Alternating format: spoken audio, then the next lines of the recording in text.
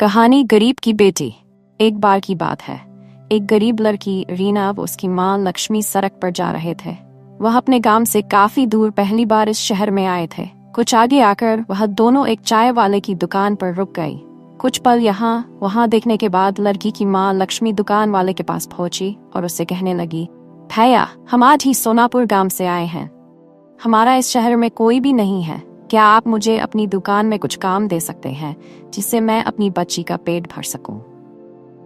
इस पर चाय की दुकान वाला कहने लगा, बहन, मेरे पास तुम्हारे लिए कोई बड़ा काम नहीं है और ना ही मैं तुम्हें इतने पैसे दे पाऊंगा। इस पर लक्ष्मी कहने लगी, भैया, मुझे पैसे की जरूरत नहीं है। मैं आपके बर्तन भी मांज लूंगी, बस आप उसके बदले में मुझे इतना खाना दे देना कि जिससे मेरी बच्ची का पेट भर सके।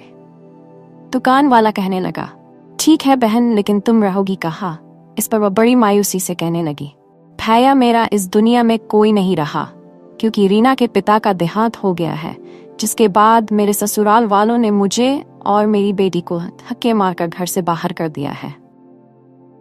वह बोली, अब तो मुझे ही अपनी इस बच्ची को पालने के लिए कुछ ना कुछ काम करना पड़ेगा।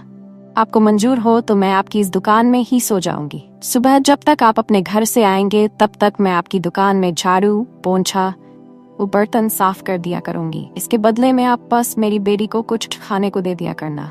लक्ष्मी की ऐसी बातें सुनकर चाय वाले का मन पिघल गया और उसने लक्ष्मी की बात मान ली। दोनों माँ बेटी वहीं दुकान में रहने लगी और काम करने लगी। ऐसे ही उनका समय बीतने लगा। एक दिन चाय वाला उससे कहने लगा, बहन, मैं तुम्हारे लिए पास के कारखाने में बात करूंगा जिसमें मेरी चाय जाती है। उसके मालिक का स्वभाव बहुत अच्छा है। उनके पास तुम्हारे लिए कोई काम होगा तो वह तुम्हें अवश्य ही काम देंगे, जिससे तुम्हें व तुम्हारी बेटी को एक अच्छा ठिकाना मिल जाएगा। ये कहकर चाय की दुकान वाले भैया ने जब कारखाने के मालिक से उन दोनों के बारे में बात की तो मालिक ने कहा, ठीक है, हमारे घर पर एक काम करने वाली की आवश्यकता है, इसलिए तुम उसे हमारे घर भेज देना। वह चाय वाला लक्ष्मी उसकी बेटी को मालिक के घर भेज देता है, जहां पर मालिक की पत्नी लक्ष्मी को घर का पूरा काम समझा देती है और साथ में ये भी समझा देती है कि तुम्हारी बेटी रीना मेरी बेटी समायरा से दूर रहे, जिससे उसे किसी भी तरह के इन्फेक्शन या बीमारी का खतरा ना रहे। एक दिन लक्ष्मी रसोई में काम कर रही होती है कि अचानक उसकी बेटी रीना के चीखने की आवाज सुनाई देती है। लक्ष्मी भागकर वहां जाती है तो देखती है रीना ने समायरा की फ्रॉक हाथ में ले रखी है और उसे देखकर बहुत खुश हो रही है। इतने में मालकिन भी वहां आ जाती है और लक्ष्मी व रीना को डांटने लगती है।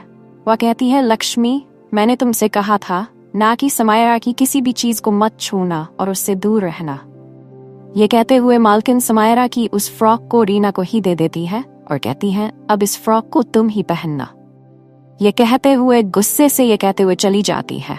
एक दिन मालकिन व लक्ष्मी पास के बाजार में सामान खरीदने जाती हैं और रीना व समायरा घर पर अकेली रह जाती है। वह दोनों अलग अलग खेल रही होती है कि अचानक समायरा को चक्कर आ जाते हैं और समायरा बेहोश हो जाती है। तभी पास ही खेल रही रीना की नजर समायरा पर पड़ जाती है और वह भागकर उसके पहुंच जाती है।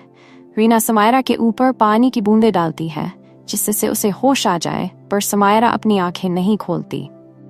रीना घबराकर बिना देर किए पड़ोस में जाकर शोर मचाकर ये बताती है कि देखो, समायरा को पता नहीं क्या हो गया है और वह उठा नहीं रही है।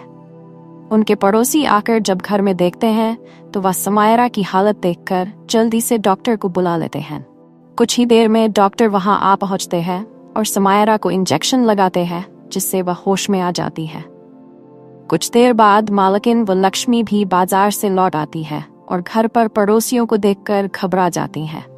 समायरा की हालत देखकर तो मालकिन बहुत ही परेशान हो जाती हैं, लेकिन डॉक्टर उन्हें दिलासा देते हैं कि अब वह ठीक है और कुछ दवाइयां लिख देते हैं। समायरा की मम्मी उसके पापा को भी फोन करके बुला लेती हैं। डॉक्टर उन दोनों को समझाते हैं कि ब्लड प्रेशर लो हो जाने की वजह से समायरा को चक्कर आ गए थे और वह बेहोश हो गई थी। ऐसे में अगर सही समय पर रीना पड़ोस में जाकर लोगों को नहीं बुलाती तो कुछ भी हो सकता था। वह रीना की बहुत तारीफ करते हैं और कहते हैं, अगर ये समझदार लड़की यहाँ ना होती तो पता नहीं आज क्या हो जाता। डॉक्टर की यह बात सुनकर समायरा के मम्मी पापा बहुत खुश होते हैं और रीना व समायरा को साथ में खेलने की इजाजत दे देते हैं, जिससे लक्ष्मी की परेशानी और भी सुलझाती है। अब वह खुशी खुशी मन लगाकर उनके घर में काम करती थी और अब उसे अपनी बच्ची की चिंता नहीं रहती थी, क्योंकि अब रीना और समायरा सारास में साथ खेलते रहते थे।